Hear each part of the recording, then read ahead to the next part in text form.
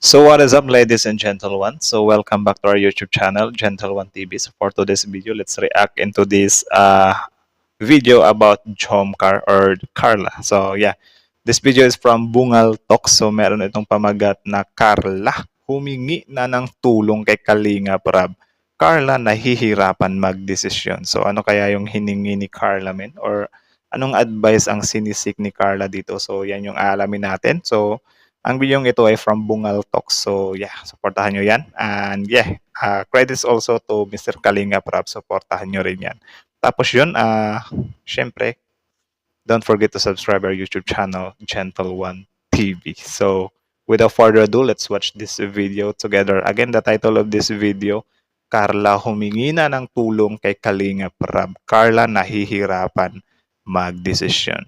Actually, tama yun, men. If ever talaga meron kayong mga dinadala sa buhay or nabibigatan na kayo as someone or as a friend, call a friend or whatsoever, yung mga mahal nyo sa buhay, yung mga relatives nyo, pinagkakatiwalaan nyo, pamilya nyo, sabihin nyo sa kanila lahat ng mga problema nyo or bigat na nararamdaman ninyo para yun, makawala kayo sa gapos at hindi kayo dalhin patungo sa depression, di ba? So, again, ladies and gentlemen, start. Carla natakot sa posibleng mangyari. Carla gusto na nga bang bumitaw habang maaga pa, paano na ang tambalang Jomcar, sayang naman. Nako Mabigat po, talaga totoo mga kaya kalinga to. para po sa part ni Carla ang magiging desisyon niya patungkol sa tambalan nilang dalawa ni Kuya Jomar. Meron po kasing bagay na sobrang ikinakatakot ni Carla patungkol sa love team nila dahil tila ba ay dumating na nga sa punto na kailangan ng pumili ni Carla mga kaibigan, pero sa sitwasyon ngayon ni Nako, Carla ano kaya yan, ay men? marami pa siyang kailangan, priority mga kaibigan. May mga Ano naman? nagsasabi po kasi mga kalingap na parang nagmamadali nga daw si Kuya Jomar to the point na parang Nagmamadali ba si Kuya Jomar? Ano lang naman yun eh. Skits lang naman ata yan eh. nagkakaroon naman ng pressure sa part naman ni Carla. Kaya naman Carla ay kailangan na bang humingi ng advice at sumangguni kay Kuya Rab mga kalingap. Ang tanong mga kaibigan, nangyari na nga ba ang kinatatakutan ni Carla na minsan ay hindi sumagi sa isip niya ang ganitong mga bagay? Ano naman yan? Ano naman yan? What you've got? Bungal Talks? Carla, may bagay palang pinangangambahan o kinatatakutan sa tambalan nila ni Kuya Jomar. Bagay na hindi sinabi ni Carla kay Kuya Rab noong umpisa pa lamang, kaya ngayon nagiging palaisipan ngayon ito para kay Carla mga kaibigan. Ang alin? Paunawa po mga kaibigan, mangyari po sanang tapusin po natin ang video na ito para makuha po natin ang nilalaman nito, pero bago yan, Tapusin nyo daw muna. So sana makuha nyo yung nilalaman. isang mapagpalang araw po sa ating lahat at muli ay welcome back ulit sa ating munting YouTube channel. Yan, support nyo rin yan guys. Bago natin simulan, Mr. Kalinga Prab at Val Santos Matubang. Supportahan nyo rin yan. Sila yung some kind utak or sila yung nakaisip ng ideyang ito, serye-serye dito sa YouTube. So yeah, tuloy.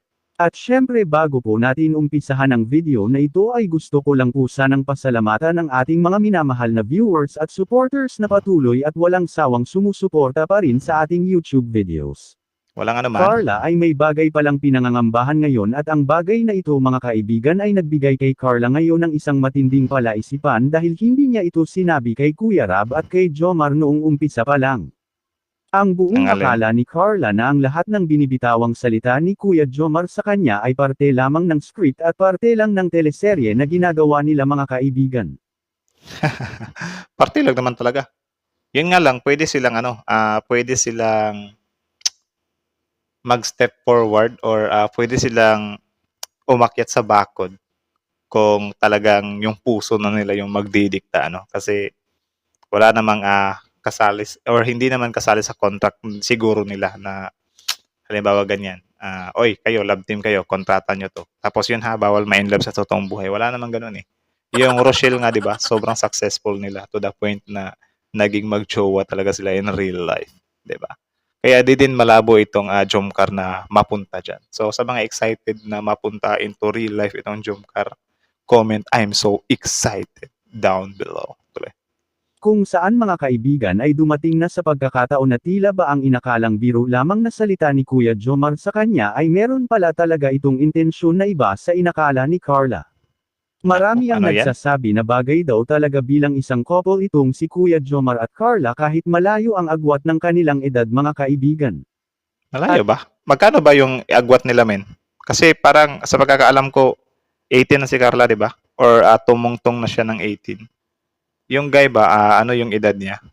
Kung may nakakaalam dyan, comment down below, let me know. Dito nga po mga kaibigan ang kanilang biro-biruan ay napupunta sa totohanan at ang bagay na ito ay nagiging personal na kay Kuya Jomar at wala na itong halong pagpapanggap.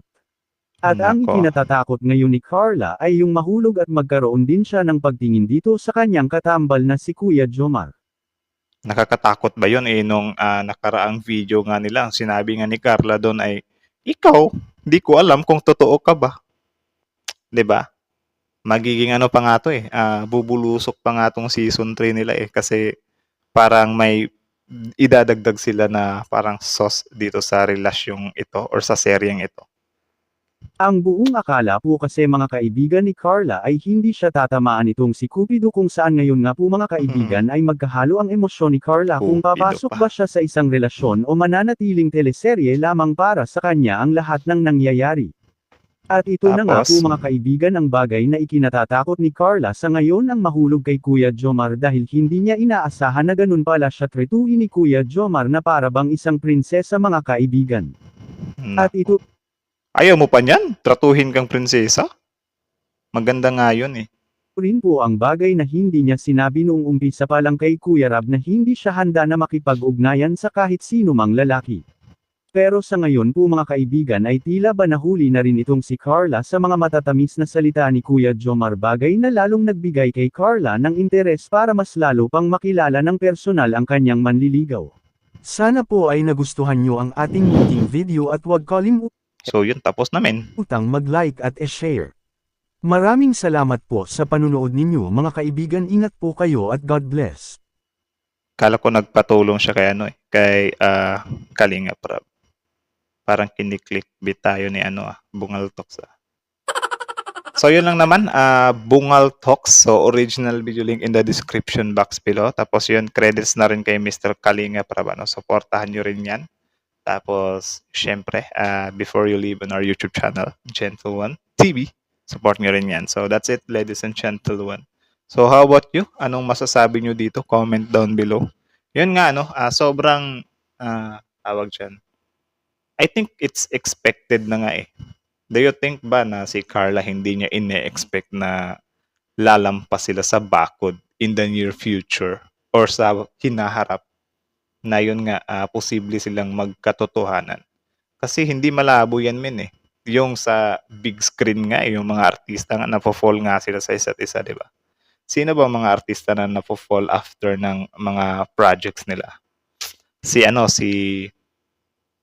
Gerald Anderson, 'di ba? Yung mga niya napapartner sa kanya, nagiging jowa niya. Ito pa kaya na serye-serye, men, like sobrang tawag diyan. Ano lang ng mga puso nila ba? Walang balakid, walang harang kasi simple vlogs lang naman to Hindi siya simple kasi nilalagyan din naman nila ng good actings Tapos yung I mean yung genuinity ba? I mean yung pagka-genuine ng video at yung yun. Yung genuine ang video nila. Like totoo talaga yung pinapakita nila dito, like I don't know if meron tong mga cut, mga ganun-ganun or rektahan lang talaga to na ginagawa na nag-uusap sila, then kayo na bahala kung ano yung pagsasabihin niyo diyan. 'Di ba? Magkatapatan kayo, magkaligawan kayo or whatsoever. Parang I think ganyan yung format ng serye nila Pero yun, I don't think naman na hindi ini-expect ni Carla yan. I know ini-expect niya na yan. Kasi yung mga babae hindi rin kasi ako dati nung nanliligaw din ako, yung napapadpa din ako sa mga babae na loading or iwan ko hindi lang talaga nila inaamin na hindi daw nila alam kung naliligaw ako. Hindi daw nila matukoy kung nanliligaw doon pa lang first day, 'di ba, na makipagkita sa yung guy. Alam mo na doon na interested sa yung guy, 'di ba? Or siguro in denial lang sila or ayaw nilang umasa din na baka ganun. Or siguro ayaw lang din nila maging easy to get, something like that.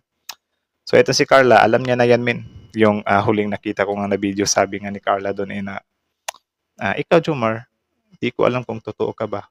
Diba? Parang nagpapahiwatag siya doon na sa part 3, magpakatotoo talaga, like, ano na talaga to the next level na talaga yung Jomcar. Ano. Biruin mo, season 3 na din yan.